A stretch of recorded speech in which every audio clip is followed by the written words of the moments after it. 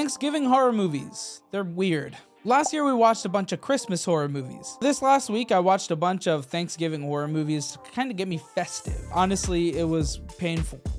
Even the good ones I didn't love, but it's just the best of the slim pickings that is Thanksgiving horror movies. Now we got a lot to talk about today, so I'm not gonna talk your ear off. Now I will, spoiler warning, but like, come on, man.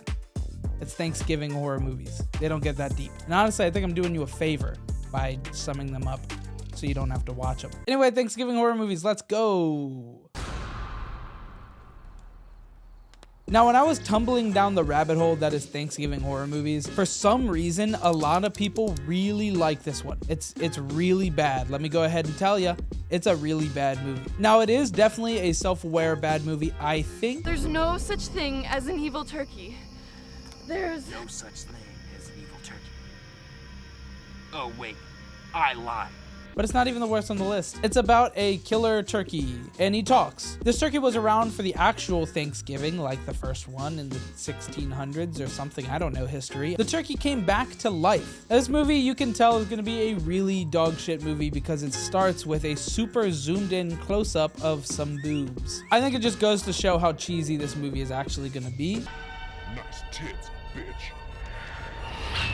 So if that's gonna tell you about the zingers in this one, this movie does have some genuinely funny moments. I mean, there's a lot of low-hanging fruit. Just 10 minutes in, this jock dude is talking about his backstory because somebody asks, you know, what are you thankful for? You know, normal Thanksgiving question. And he says his dad, because he taught him how to play football. And that's cute, and that's a nice, wholesome moment. And then it does a little flashback backstory, and he's just the same age. And these kids are supposed to be in high school, and they're like away for a Thanksgiving break. This dude looks 30. Maybe they're not high school, maybe it's college, but either way, it looks like 30. You could have just gotten a kid. But I guess their budget was probably like $45 for this whole movie, and that was all in like the fake blood, probably, because there's a lot of that. Yeah, I think it's really dumb that the parts that I laughed at weren't even really like thought out jokes. This guy said, calm the F down. And obviously they've been slanging fuck all around the whole movie. I mean, they showed full nudity multiple times in the movie. I think my sense of humor is just fucked. I mean, actually, it's just really bad. I kind of laugh at like really dumb shit. Cause like most of their actual jokes, right, were not very funny. Like there was some points where it was like a guy wanted to fuck the turkey, and then there was another time when the turkey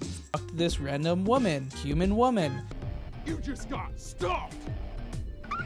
Now, I'm not gonna sit here and say the movie's good. I mean, honestly, I'd probably give this movie like a 3 out of 10, maybe a 3.5 out of 10. It's not very good. It doesn't hit any marks, but hey, it made me laugh, I think, maybe once or twice. If you look at the other movie, this movie looks like gold, like pure gold, comparatively.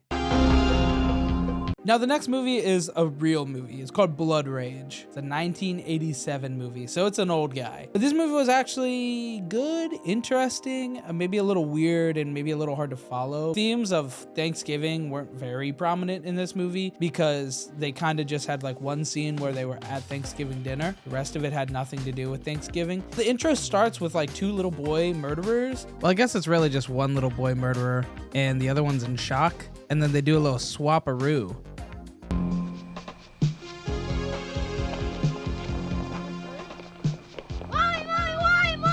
One's at like a psychiatric ward because, you know, you can't really like trial this kid that axe murdered as an adult. Kind of like a Sweet Life and Zach and Cody if they were like axe murderer guys. It was kind of weird. I was watching the movie and me and my brother, we were like kind of like poking little plot holes throughout the entire movie because, you know, I mean, a little 8-year-old boy, he's probably a psychopath, right? And you would think the other one would kind of know it or also be a psychopath with him. Also, it's kind of funny because like I said, it was a little hard to follow, and the hardest part to follow was when halfway through, I think me and my brother, we were like, yo, which one is which? And I think we probably should have like followed the shirt because they were both wearing different shirts, and I realized that farther in the movie, so I think it got a little bit lost along the way. The ending was pretty wild. I remember thinking it was wild enough to add it to my notes that the ending was really crazy.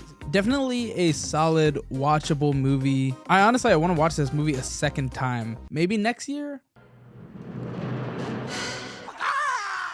All right, next we got the worst movie on the list, and it's not going to surprise anybody, Poultrygeist. Now, when I was reading through that Reddit that I mentioned earlier, people talking about Thanksgiving horror movies and which ones are actually good and which ones aren't, some people were talking about the fact that they wanted to watch ThanksKilling but couldn't find it on streaming, so they didn't, so they watched Poultrygeist. They alluded that the movie was really bad. They said that they didn't think it could get worse than ThanksKilling, and they were wrong. Yeah, they were wrong. This is one of the worst movies I've ever seen. It was like corny and campy, of course, to be really bad. It was not so bad it's good. At least ThanksKilling was funny. This movie just threw in a bunch of racist jokes and misogynistic jokes, and it was really bad. They didn't even try to be funny, you know, had a different character of every different race, and every time they were on screen they made a racist joke according to what race they were. It was really bad. Part where they talked about Jared from Subway, his scene wasn't actually funny. He was just like having crazy poop on a toilet. That was it. Like, it was just a very, very long poop joke. And like, poop and fart, yeah, haha, funny sometimes, I guess, but like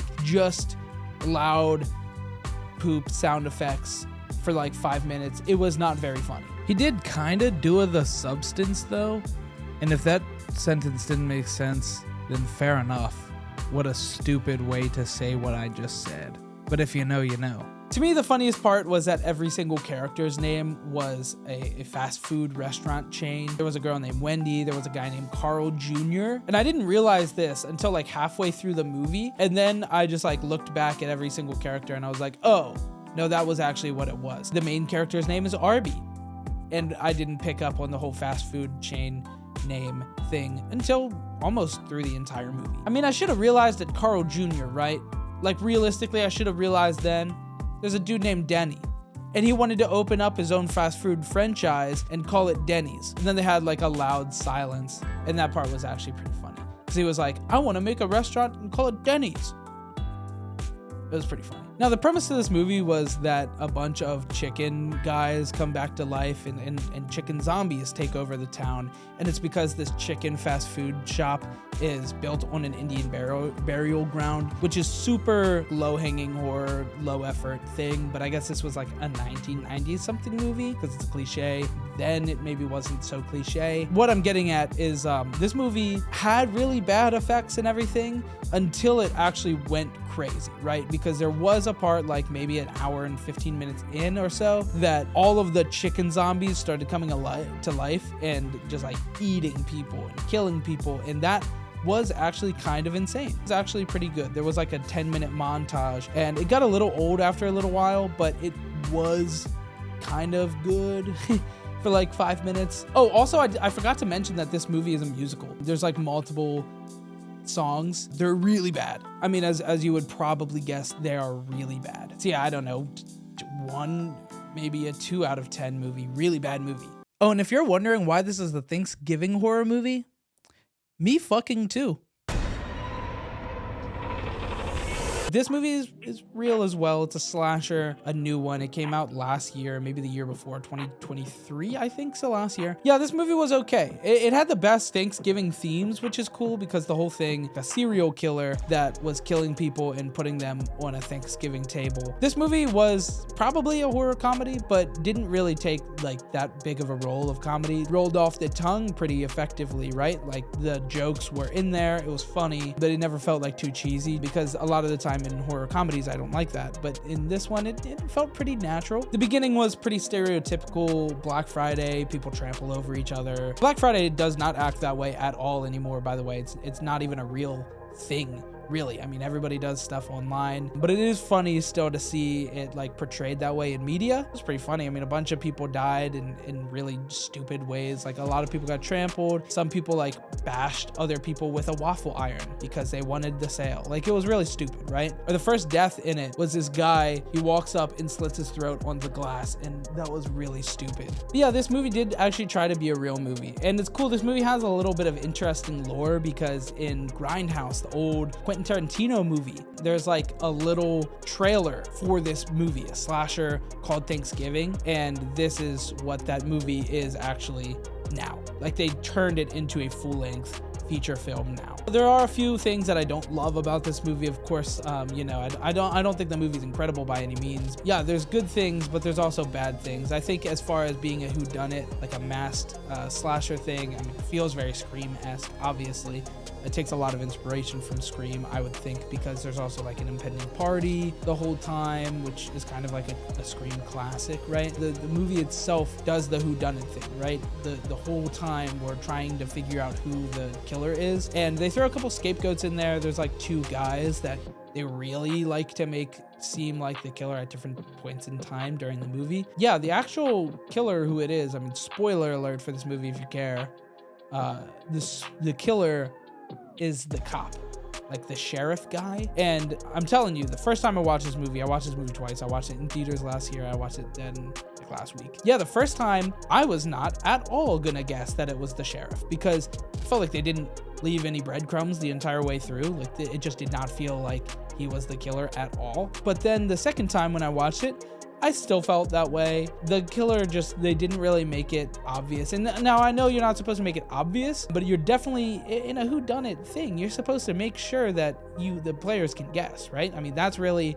the fun of watching this movie, is like guessing who's the killer. It did not feel like a game that you could guess. Now, prove me wrong in the comments, right? If you're sitting here watching this and you're like, I knew it was him, he made X thing obvious and Y thing obvious, but he didn't really make anything obvious until very, very close to the end. As soon as they showed the one small mistake that he made, they spelled it out. So I just, you know, kind of lame.